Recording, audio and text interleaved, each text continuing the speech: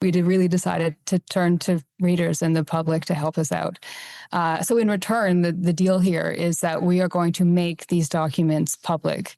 Whatever we get, we're going to make public. Any stories that we do on these documents, we're going to make sure is public, free to read, not behind a paywall.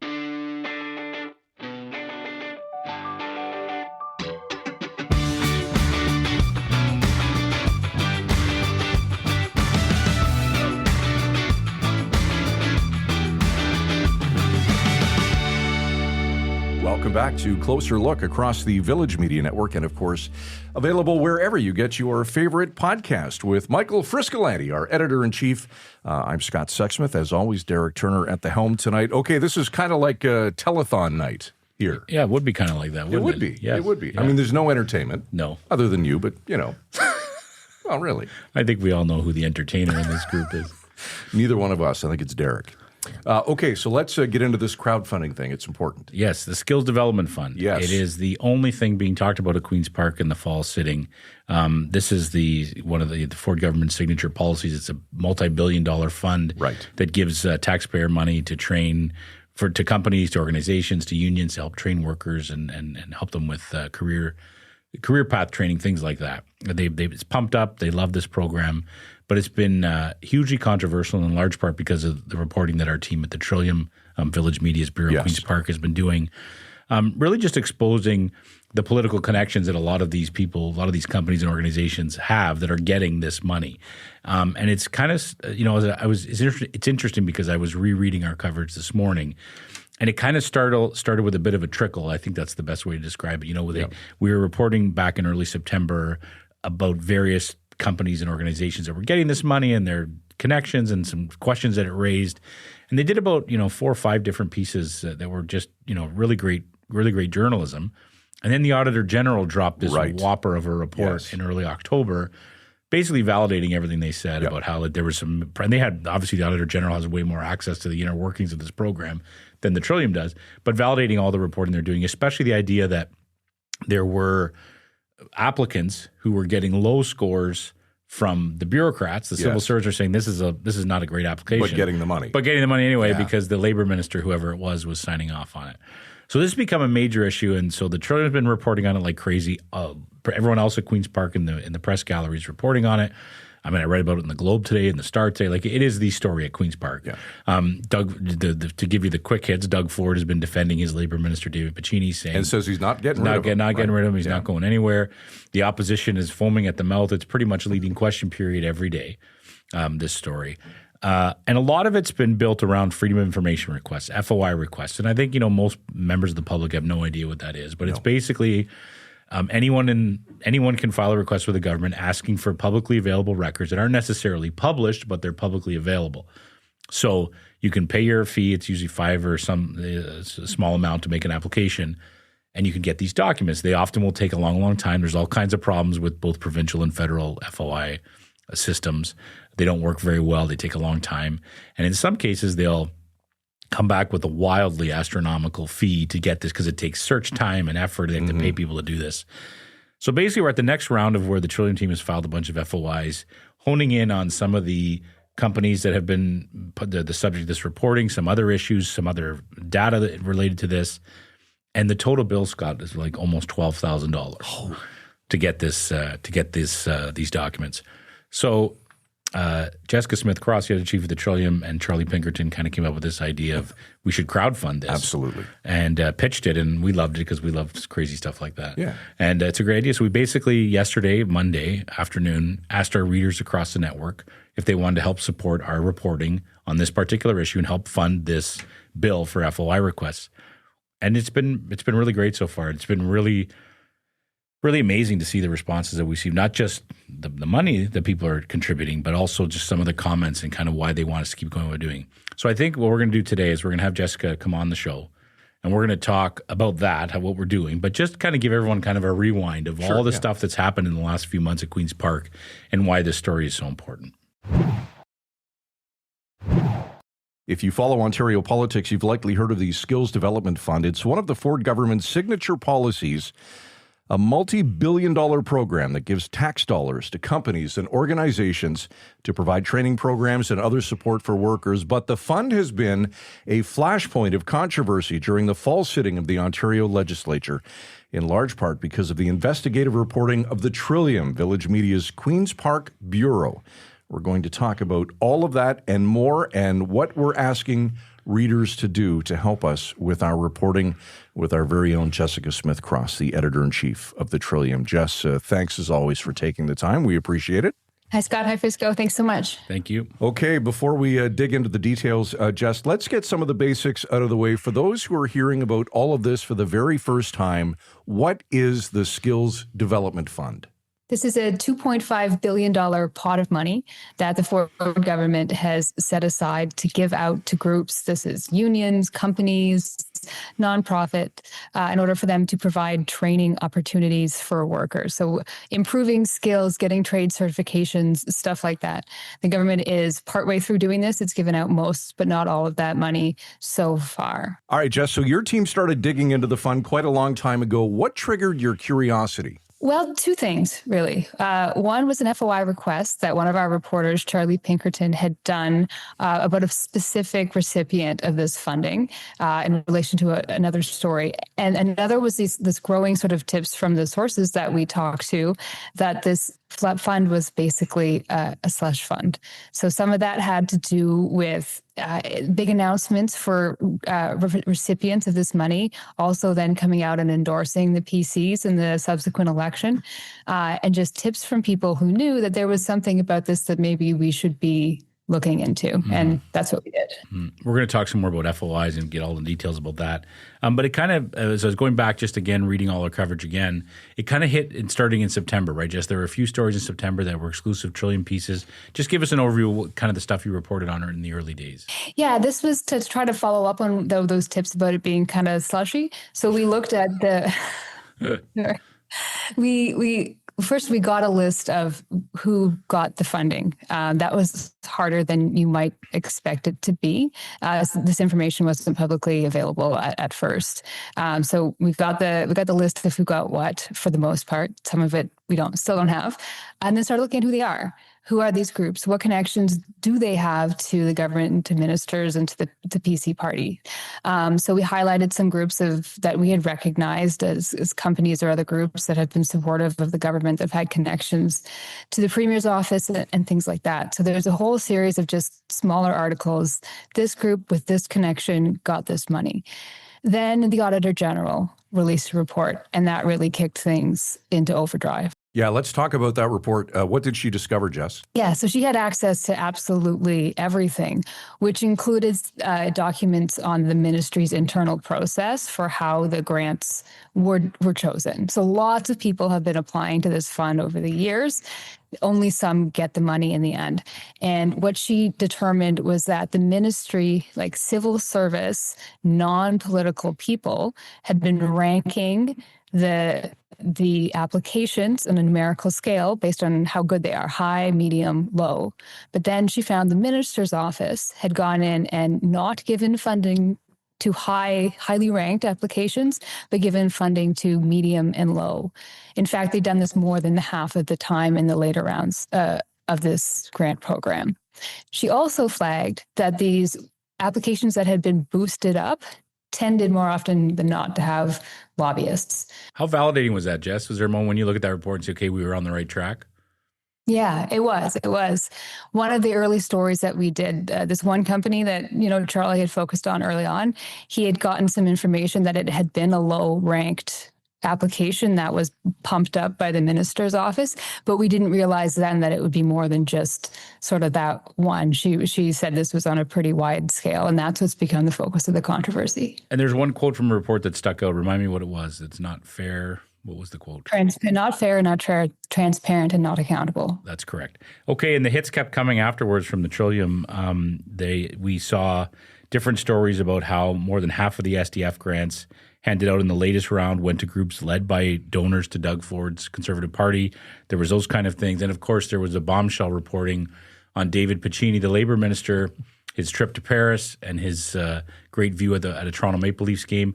Can you speak to those stories and how relevant they were, what they showed? Yeah. So, the day that Auditor General report came out, the minister wasn't there. He was off on a trip somewhere. And the following weekend, he was in Paris at the wedding of a lobbyist who had represented one of the Skills Development Fund recipients. That company is called Keel Digital Solutions. And we reported on this. And then after that, reported that the Minister Puccini had also sat in what we called the glass seats, the expensive seats at a Leafs game right behind the glass, with a director of that same company. Now, this was before he was the Minister of Labor and before he gave them the money.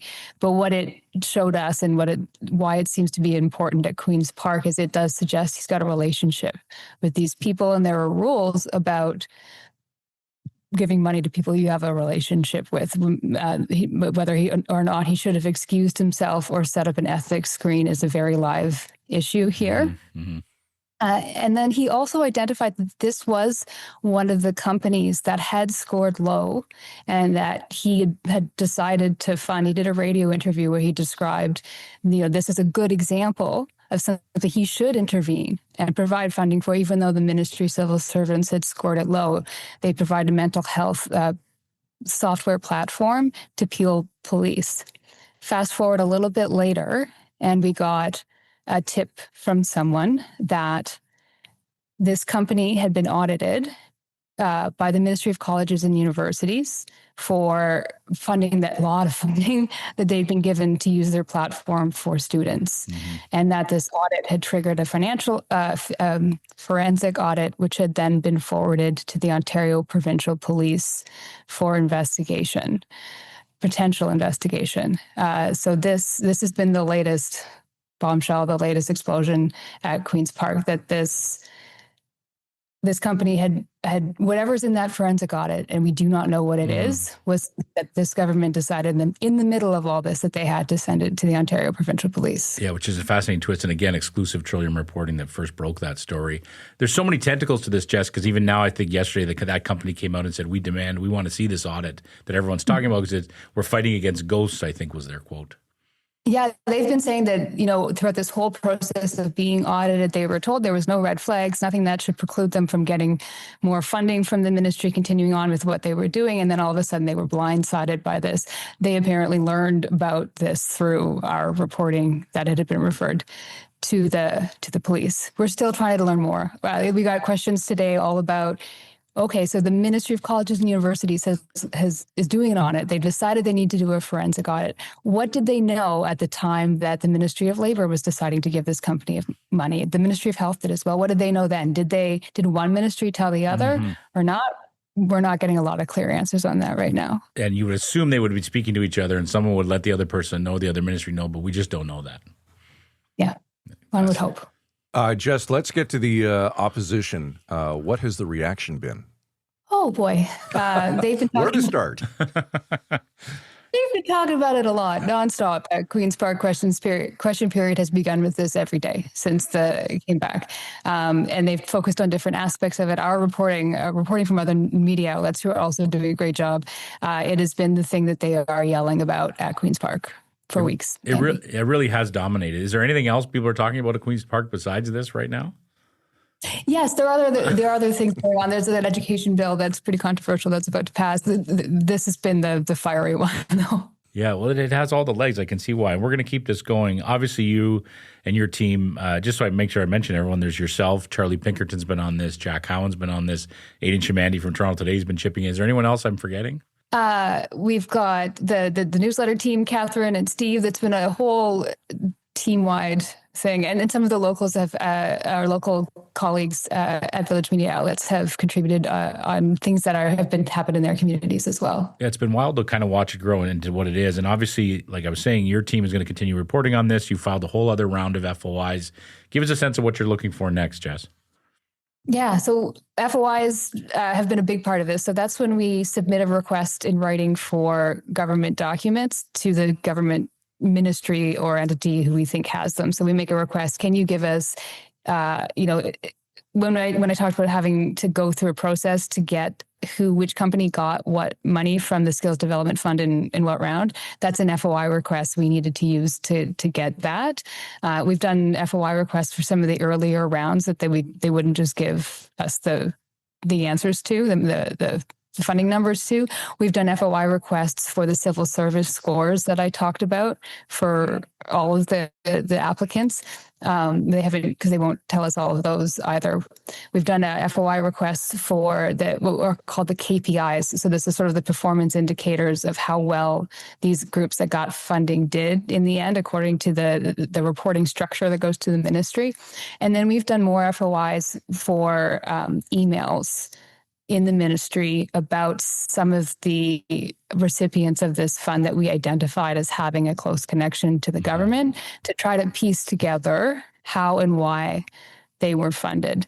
This thing I mentioned right at the beginning, Charlie looked at this one company first for another reason. He learned about that way back then because of an FOI requesting emails within the ministry and minister's office about this company. So we've asked for that for some of the companies that have come up a lot in our reporting, including the one I mentioned that had the forensic audit that has been referred to the police. So Jess, I know that you've received some estimates to gather all of these documents. How much will it cost to get that?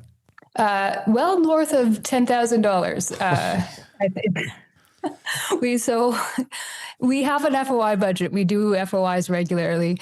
We haven't done crowdfunding before, but these ones for emails in particular came back with very high cost estimates. They've told us that these estimates are based on the volume of documents that they believe are there. We don't know what's in them until we get the request. We don't know if there's smoking guns or not or nothing. That's sort of what you do. But if you want to tell the story of how did this group get this money, this is how we do it. So Jess, for people who don't know the process as to why it costs so much, because the obvious question would be, well, we know there are people that are FOI officers and this is their job that they get paid to do, but why in the end does it cost so much? The time it takes the ministry to get the documents and release them. So there's a fee schedule for this. They do searches of people's email addresses because that's what we're asking for, right? So the civil servants or the political staff or whoever it is have to go through and search their inboxes for the name of this company and give up what they have. And then there is a process where the coordinators have to decide what they can and can't release. There are rules around this. You can't release information that would identify somebody's personal information and a whole host of other exceptions. So there's a charge for the time it takes for these requests to be prepared. So Jess, we're going to let up to all this in this last 20 minutes, but we're asking a big ask of our readers. I think it's a great idea. What are we doing? We're asking for your money. We talked about this when I started getting these really high fee estimates back. I joked to Charlie, our reporter here, oh man, we should crowdfund for this. Because we want the documents, and we know that we have readers out there who care very much about this story, who care very much about government transparency and accountability, about local journalism and all those good things. And when these requests came back that were higher than I could just sign off for with the budget that I have for this thing, we really decided to turn to readers and the public to help us out. So in return, the deal here is that we are going to make these documents public. Whatever we get, we're going to make public. Any stories that we do on these documents, we're going to make sure is public, free to read, not behind a paywall. So if people step forward and help us get these documents, those documents are going to go right back out to the public. What's fascinating about this is this show's coming out Tuesday evening. We put up this article on the Trillium and across the chain on Monday afternoon, telling people what we're doing and asking them for their help. And there's been quite a lot of response. I don't know the exact details yet in the numbers, but a lot of people have chimed in, have shown their support, have given contributions to this. And I have to say there's been a lot of positive remarks too. I mean, the people are saying to us, basically keep going. This is important, that, corruption's unacceptable are some of the comments, that the reporting on the Skills Development Fund from the Trillium has been, quote, excellent. Looking forward to even more of it when the FOIs are completed, that we need journalists to be serving the public in this way. this job can grind you down. I'm telling you, there are days I walk out of here and I wonder if we're going to make it to the next day. But honestly, it's been a little ray of sunshine for me just reading this and seeing that people actually care about the work we're doing. I don't know how you feel. Yeah, same way. Watching them come in and people are giving like 10, 50, $100 sort of thing, giving what they can. And then when they decide to include a comment like, the journalism is worth it. It means a lot to have people think that way about what we do. Absolutely. And I think it's great. It's a great testament to you guys as well. We take it for granted, the great reporting you do, and you've been doing it now for a few years for Village. But it's a daily thing. I mean, you guys are not only covering the day-to-day things, but always great enterprising reporting, great exclusive journalism, great investigative journalism. And to see that there are lots of readers out there that are seeing it. And then, it's great that it runs on the Trillium. A lot of these stories have run on all our local net sites as well. It's a great thing. And, like I said, we get lost in that day to day. But I think it's hugely important, the work you're doing. And it's nice to see that the readers are feeling the same way. Totally. So what we're basically asking for, Scott, is for everybody to go on, read these. We're going to put the link up here showing where you can contribute. Yes. The link to the story explaining all the stuff Jess talked about, how we're doing it, why we're doing it. And definitely check out the trillium.ca and go back and read all the stories again. I actually reread a lot of them this morning, just preparing for this. I've read them all as they come along, but it's quite a mountain of stuff. And it's an amazing journey, like I said, Jess, because you have, when you first start chipping away at a big story like this, you're kind of going into a cold, right? You're getting these tips, you're finding this information, and you're getting out what you can. And you guys had multiple stories like that came out, and then all of a sudden the Auditor General drops this bombshell, right, like I said, that validates the reporting you've been doing. I'm rambling, Jess, but what I wanted to ask you was, what's the reaction been at Queen's Park? Have you heard from government officials about this crowdfunding campaign? Have you heard from other journalists? I've seen a couple of other journalists share the link to the crowdfunding campaign online. I have not heard from the government about the crowdfunding campaign. We hear from them about our reporting all the time, and there's a dialogue there that goes on, and we're trying to get information out of them, but no one's brought up the crowdfunding campaign to me so far. For sure. And I want to be clear, too, we're asking for contributions from readers. Can you talk about that? We're not asking from anyone else. Yeah, we've got a disclaimer up there. So if you're a political party or a politically involved group, we're not going to accept your money. We'll refund it. We're looking for individuals who care about democracy and journalism and all this stuff. So good stuff. Jess, anything we didn't cover tonight? Skills development fund or otherwise that we should mention? Just that it's been it's been very satisfying to do this reporting, to do it within Village Media, along with our colleagues at all of the sites around Ontario. And with you guys here, we're pretty happy to have this home to do this reporting and keep it going. Well, there's no question about it, Jess. You and the team are the best, so keep it up. There's Jessica Smith-Cross, Editor-in-Chief at The Trillium. Thanks, Jess. Good to see you tonight. Good to see you too. Take care.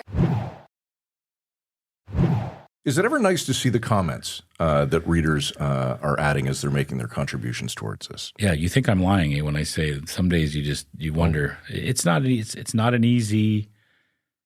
We're not heroic or anything, but it's not easy what we do sometimes. It is not. You're trying to uncover truth. You're trying to report things factually, report things accurately, and it's a lot of work. And it's important work, and we feel it's important.